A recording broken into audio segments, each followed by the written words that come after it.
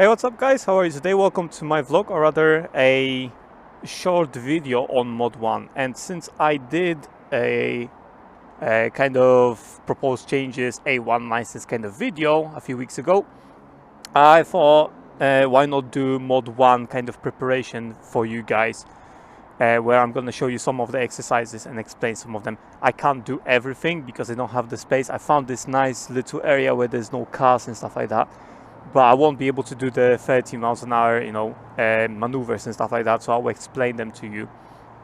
But other than that, I will be showing you the slow maneuvers and everything. With slalom, with figure of 8, I think I have enough space over here. So before we start the first exercise, which is manual handling, I want to tell you just that the test conditions, or the test starts when you sit on your bike and the instructor goes to, or the examiner goes to open the gate for you. That's where your exam starts. So make sure to carry out all the observations, shoulder checks and stuff like that. Make sure to be safe before you even enter the testing area. That is very crucial because that's when your test starts. So if you do something dodgy there, he can fail you straight away over there, or he can give you points even before you start the proper testing.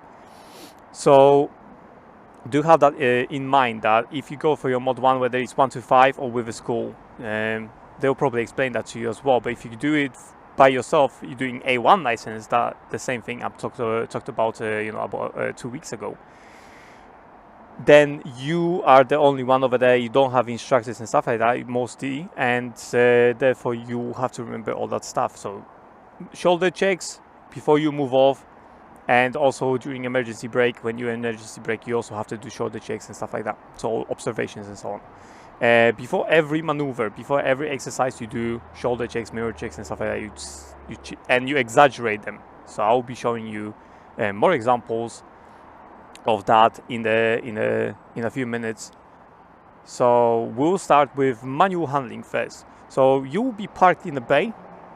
You will have cones. Obviously I have lines over here, so I have a line over here, line over here, and you will have a space there and then another bay. So you'll be moving, manual handling your bike from one bay to another, but they won't be next to each other. There will be some space in between them, and the space, I think, will be about 2 meters, maybe even bigger than that.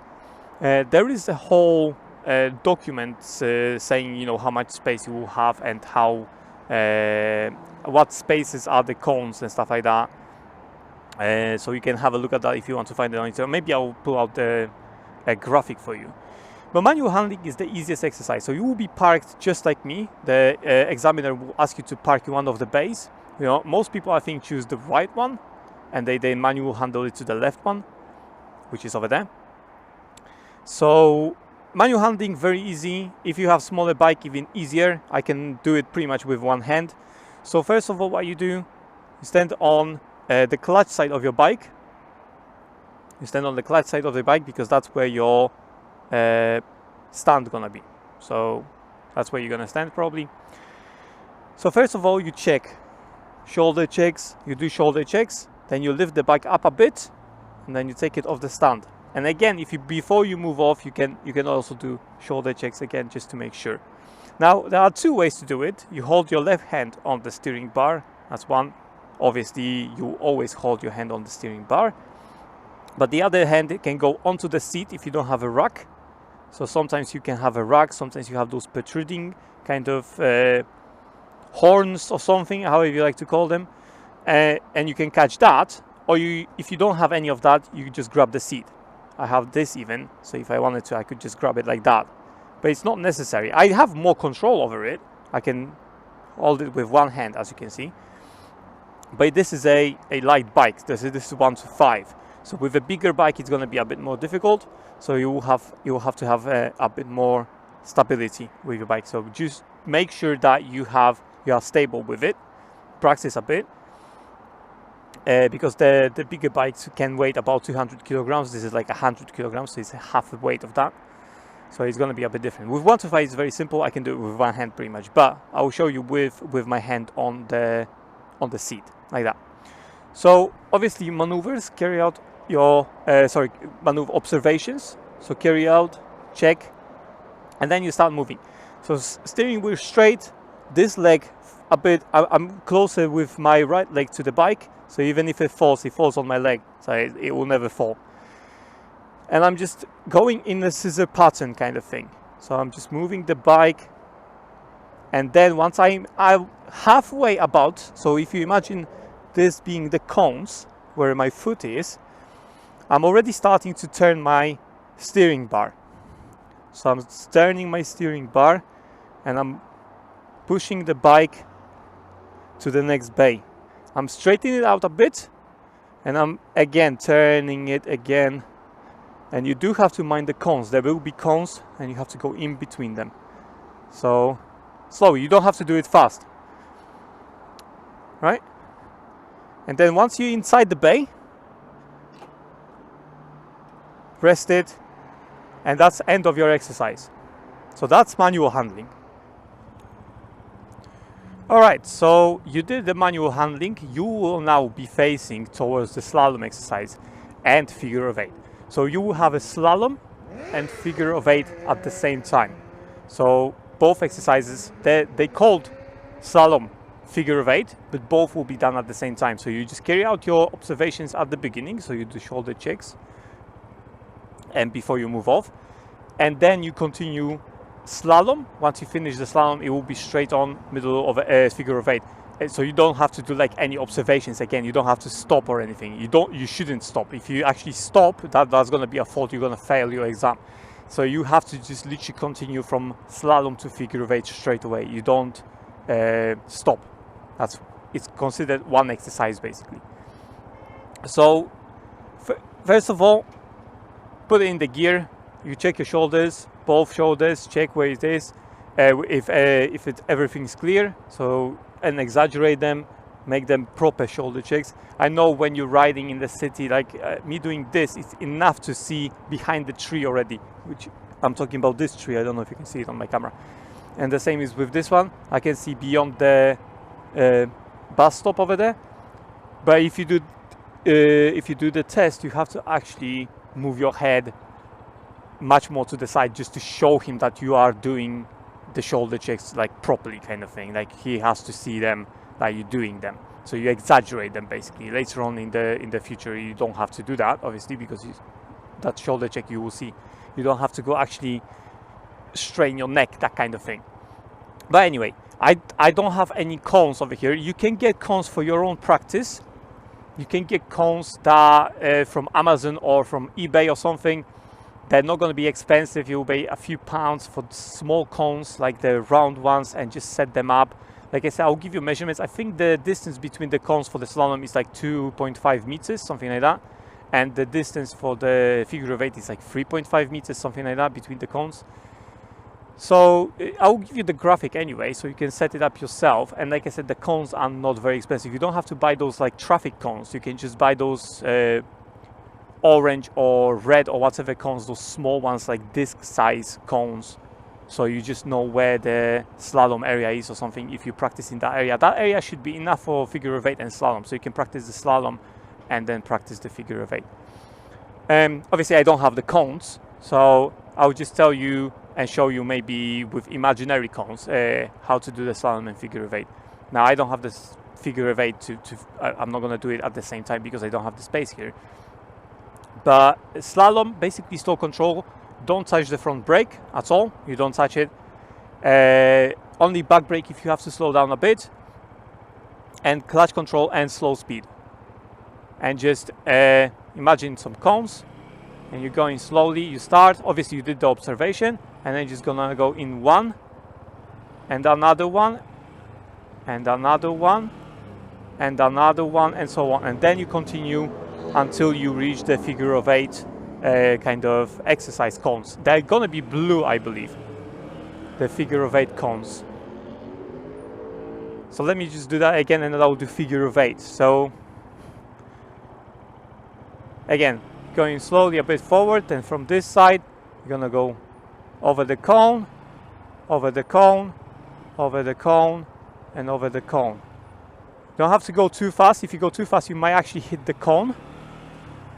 So do take that under consideration. So tap your brake, don't press on your brake too much, just tap it. That should be more than enough for you to slow down adequately. Now I will do figure of 8 over here somewhere. How about in between those two lines, I suppose? In between those two spaces, I think I can do a figure of 8 if I need more. You'll probably do them much bigger. But let's imagine the beginning of the red bricks and the end of the red bricks. Those are two cones equal with the line. So if I do after the slalom, so that's my figure of 8 here. And then I'm looking at this space. Obviously, I'm doing them a bit tight. But that's pretty much it. So I'm looking where I'm going, and if I'm going too fast, brake. Like I said, I'm doing them a bit tight because I don't have that much space, but you will have much more space, and therefore you can do them a bit wider. But basically, clutch control, slow maneuvers, if you have to brake a bit. Okay, I'm a bit fucking short on this one. If I did it maybe in the middle, that would be better. Let me try in the middle. Maybe that would be a better idea. Let me just do the middle one. Maybe that's gonna be a bit better because I have I can do it in middle. You will have, like I said, you don't have to do them so tight. So I'll try to do it in the middle. Middle might be a better idea because it's more space. So again, you start after the slalom. You immediately start doing figure of 8, and you have to do 2 of them. So, and you look where you want to go. So remember, the area, the red area is where it starts, the red bricks. That's where my cones are. So I'm just doing it in the middle of those cones, kind of thing, if you imagine that. And I'm still doing it tight. You can probably do it less tight. You can do it wider ones. But you do 2 of them.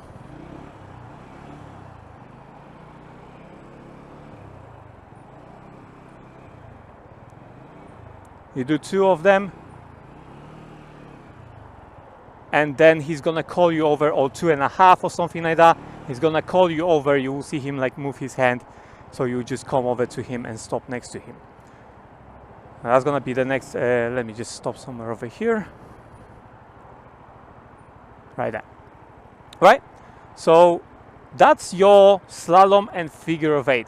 You only have to remember that if your bike is dying, just add some power, but the clutch, your clutch should be within the biting point. So never let go of the clutch, never fully clutch in. It's just you should find the feel for your clutch, where it bites and where it doesn't, and just move it between that point basically. So you just move it. If you add some power, it will go a bit, but then if you clutch in, no matter how much you rev it, it won't go anywhere. So just find that point and just balance between that point. And I didn't even have to use my brake because you can just control your speed that way. So, but obviously, if you have to, you can tap your brake. You can tap your brake a bit, and then you will slow down, obviously, right? But don't hold your brake and add power at the same time because you're not going anywhere at this point. You're just burning the brakes and clutch, whatever. So tap the brake. Don't hold on to the brake. Like don't press on the brake and then try to go. He might mark this as actually a minor point because you are using too much. You are holding the brake instead of just tapping it and you're slowing down. You're actually going. So if he hears you revving the engine and your brake is on, he might think, okay, you don't have much of a balance kind of thing. So he might give you a minor. That doesn't mean you failed, but he might give you a minor for that if you like hold on to your brake too long and you're adding power at the same time. That's not the correct way. So learn to balance your clutch so we know where the biting point is. And then if you need to slow down a bit, just tap your brake a few times or just hold it for a very short time and you will brake because it's a very low speeds anyway. You're going about 6, maybe 7 miles an hour. And like I said, you will have them wider. You have more space. But the space in between the cones, if you look at the front, this area where the red brick starts, and the area where they end, I think the cones will be maybe a bit closer, but it's going to be around the same distance, about I think 3.5 meters or 3 meters, something like that. That's going to be the distance between the 2 blue cones. I think they're going to be blue. It depends. I suppose they can probably use any cones, but on the drawing I will show you it's going to be probably blue cones or something. So that's the space you have. And I think that space is comparable. So you have a lot of space and you can do them a bit bigger. Not obviously too wide. You cannot go like 20 meters that way, 20 meters that way. That's not going to work. Another point to remember when it comes to figure of eight, you can actually go, when you finish the slalom, you can go around the yellow cone, the slalom cone. So you can go around it. You don't have to go in front of it. You can go behind it. So if you imagine your yellow cone here, the last cone for the slalom, and then you have the cone for the first cone for the figure of eight, you don't have to go in here. You can go around. You just have to mind not to knock any cones down. Just because you finish the slalom, those cones still exist. So if you knock this over, that's going to be either a fail or probably a fail. I don't know how they mark it though. I think it's going to be a fail if you knock any cone over. So just be mindful of that. You can go behind it or in front of it. That doesn't matter. Just mind it not to hit the cone. And make them wider. You can make them. So for example, if you imagine the cones here, you don't have to go as tight as possible. You can make them wider like that and go behind, for example, the cone if it's easier for you, like that. So they don't have to be very tight, those figures of eight. Right, that concludes manual handling, slalom, and figure of eight.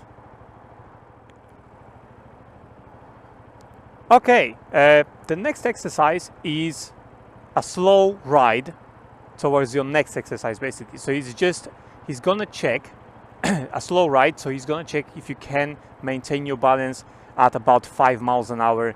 So you're gonna stop after your figure of eight. He's gonna stop where he's gonna call you over. He's gonna stop and you're gonna explain, I want you to ride slowly, walking pace kind of speed towards your next exercise, and controlled stop within the box kind of marked by cones. So you have 2 cones on each side and your front wheel has to be in there basically, or your whole bike has to be in there, that kind of thing.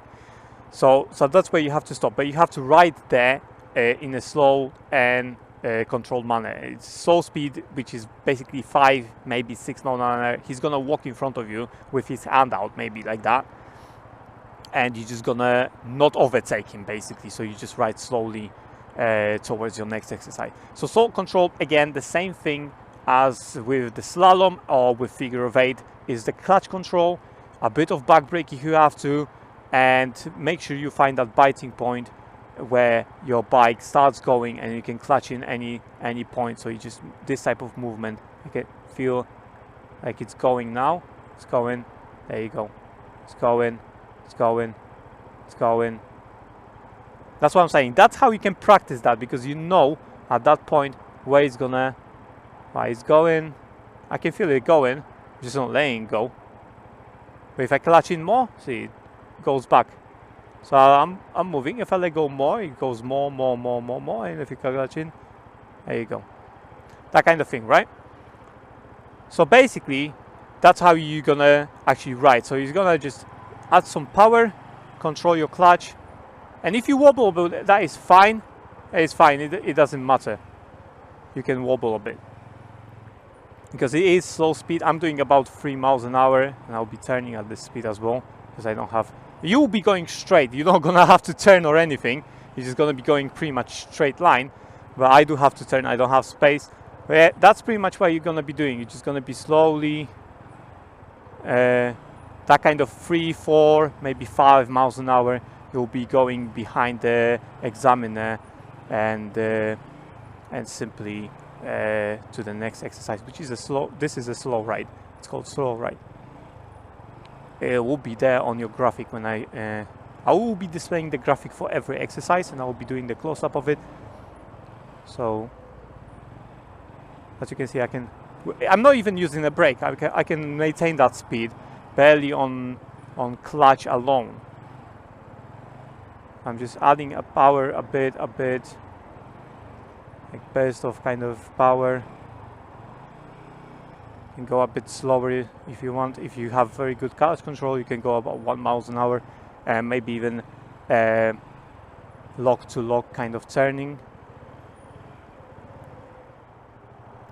Okay, so at this stage you arrived at your next exercise. After the slow ride, you're gonna have your next exercise, which is the U-turn. Now, you will get 7.5 meters for your U-turn on your mod 1. In this case, I have about 4, maybe 4.5, judging those two bays. So if you imagine about 3 bays, you have the space equal to from this line, from this bay line, to basically the curb, that kind of space, maybe a bit shorter. That should be around 7 meters, I think. So it could be about this much space. That's more than enough space for you to do a U-turn. So obviously use all that space, I would say. And I will show you in between those two bays only, just to show you that it is possible. But you can practice, and then you can make them a bit tighter, but on the test, make them properly. Just make sure you actually make it. Don't put your leg down. Don't try to like kind of, you know, take them too tight or anything. Just make them properly. Take as much space as you need just to make that U-turn without any wobbliness or anything like that. So first of all, shoulder checks. We'll have to do shoulder checks before you start, obviously. Observation. Remember about those. That is crucial, remember, because you will get minor for shoulder checks, and if you don't do them a lot of times or a few times, he's gonna fail you for that. So on simple shoulder checks, you could fail. Even though it's a safe environment like here, there's no cars anywhere, you still have to exaggerate your shoulder checks, so do them. Now, the U-turn is basically the same as slalom, figure of 8, and slow riding. You control your clutch, so you know where your biting point is. You control your clutch, and if you need to slow down a bit, tap your brake. That's all. And basically you go where you look. So it's the same as with a figure of 8. Figure of 8, you look at the cone, and then you're gonna turn out, towards that cone. So you're gonna do loops around those two cones. So you look where you're going. It's the same here. Once you do your shoulder checks, so you shoulder check, and then you start. So you start going forward. You do shoulder check again, and then you turn. Like that. Like I said, you can use a lot more space than I'm trying to use. Right? So we'll try to do it a bit tighter this time. And then you stop, and then you don't go anywhere. Obviously, you don't do it twice. So let's do it again. Shoulder checks. Go forward. Shoulder check, and then you turn.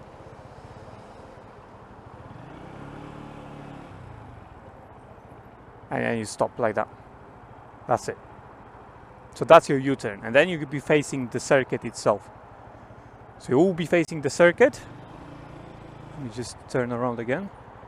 That's it. You will be facing the circuit. And then at this stage, I cannot really show you those exercises because they require much bigger space than a U-turn, figure of 8, and slalom and stuff like that. So I will just talk about them because I can't really show you. I don't have space. The shops are still open. I don't have big parking space to, show you that properly. But basically, that is all your slow maneuvers kind of thing. Now it's going to be a bit faster maneuvers. Now it's going to be about 20 miles an hour first one. So the first one is going to be like to control stop. So you go around the circuit, whichever way, and you're going to go through the speed trap and control stop between the cones. So there's going to be like 2 cones. You have to stop in between them. And the only speed you are required, I think, to do is like 20 miles an hour, which is very simple to do. It's like on first gear you can do it. You can start changing gears because that will be useful for you on the other tests. So for example, the next test is going to be emergency stop. That's going to be useful. You have to reach higher speeds. So change that gear to second, and making sure you know how to reach the higher speeds is alright. Okay, so once you do that one, he will ask you to turn around. You don't have to do your U-turn. Don't knock over any cones, but you don't have to do your U-turn. You can take as much space as you like. It's not a U-turn. You can take 20 meters if you wanted to turn around. So you can turn around in as wide space as you want. So you turn around, face the circuit again, and he will ask you to do emergency stop. This time you have to hit 32, I think, miles an hour, at least, at the speed trap. So it's gonna go around that area. Whether you go this way or that way, it's gonna go around the circuit, and then you will have a speed trap on the over here somewhere. So I don't know if you can see. So you have a circuit like that, and then you have a speed trap on the straight. So you go through that 32 miles an hour, and after that speed trap, somewhere at some point, he will raise his hand, and then you brake. So you will brake by letting go of the clutch, front brake, back brake, not slam on them, press them like that. Progressive braking, like that. Not like that, progressive. So it's not slam it, but rather with time, more pressure kind of thing. And then you will stop. And then at the end, you can, after a while, because the engine braking will be useless when you are second gear. You don't need higher gears than that. Second gear should be more than enough to go 32 miles an hour, even on 1 to 5. You should be able to reach that. If you want to, you can change it to third gear on 1 to 5, I suppose. But at some point, the engine braking will be useless to you because the gear is too high for the speed you're doing. So you can grab your clutch so that the bike doesn't stall. If the bike stalls, it's I think a minor. I'm not sure, to be honest, because I can't tell you, but I think it's a minor if your bike stalls, because it is a fault. But anyway, after you you can have 5 minors anyway on mod 1. So even if your bike stalls, but you did everything well on the other parts, no problems. Even if you get 1 or 2 minors, that's not going to be a problem. You can still pass your exam, no worries. So once you stop, you do your shoulder and mirror checks. You check your mirrors and check your shoulders. Yeah.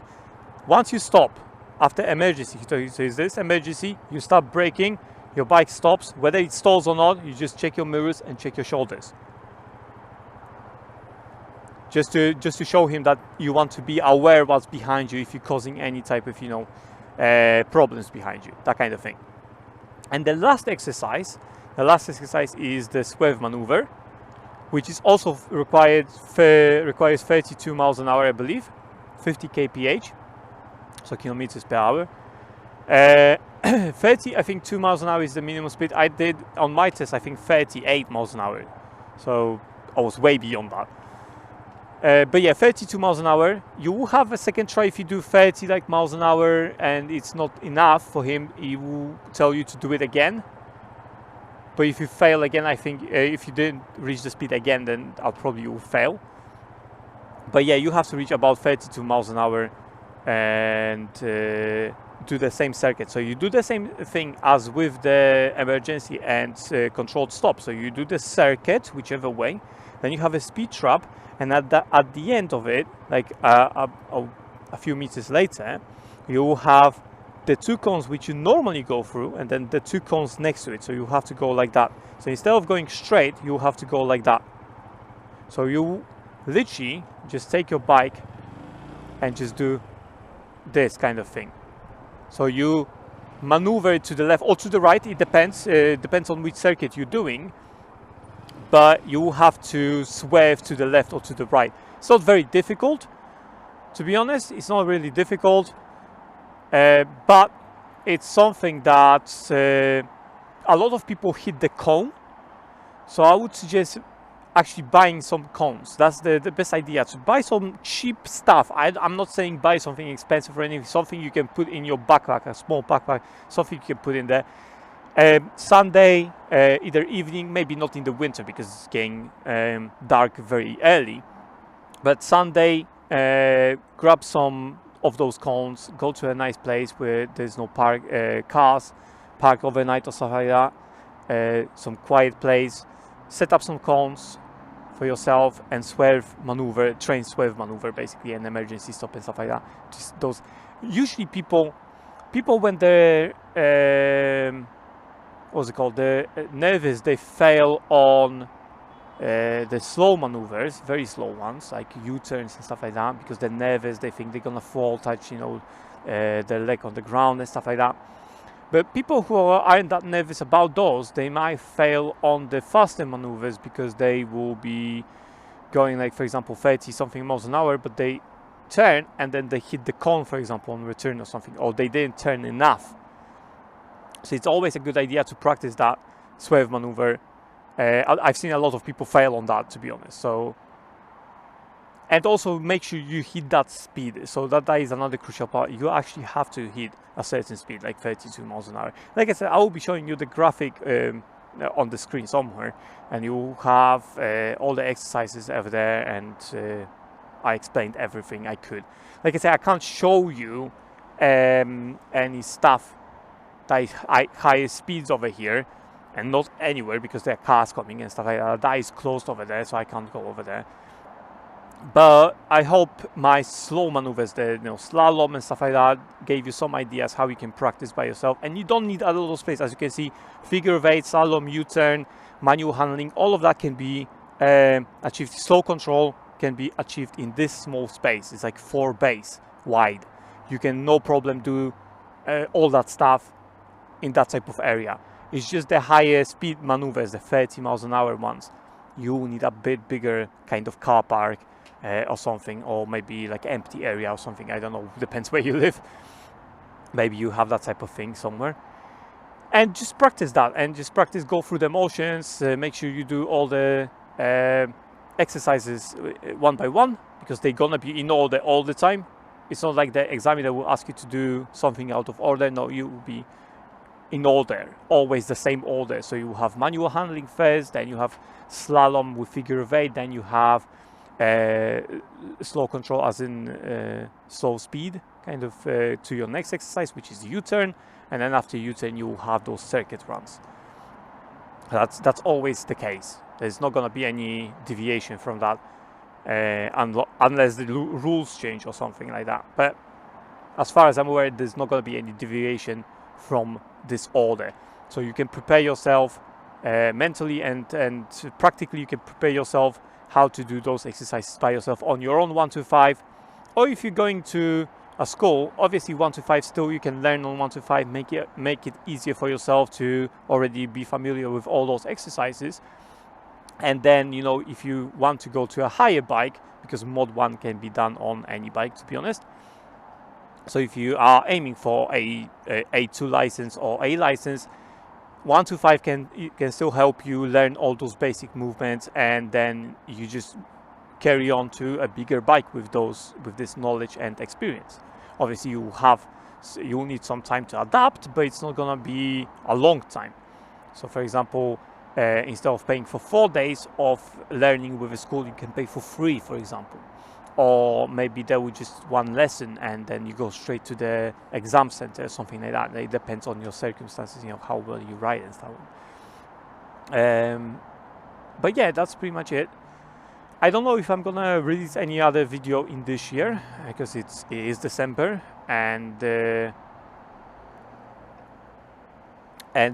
obviously it's almost Christmas time. So if I don't see you, and maybe I will make another video, I don't know yet, but if I don't see you, it's Merry Christmas from me and Happy New Year. All the best, guys, in the rest of this year and the next year, I suppose. I will be back with videos next year. If I don't release another video this year, I'll be back with videos next year, maybe somewhere in January, maybe late January, something like that. I will be back with more videos, with vlogs, and maybe some trips. I don't know, we'll see about that. We'll see what the new year has in stock. But that's pretty much it for me. Thanks for watching, and I will see you in my next vlog video, whenever it's gonna be. Blast out!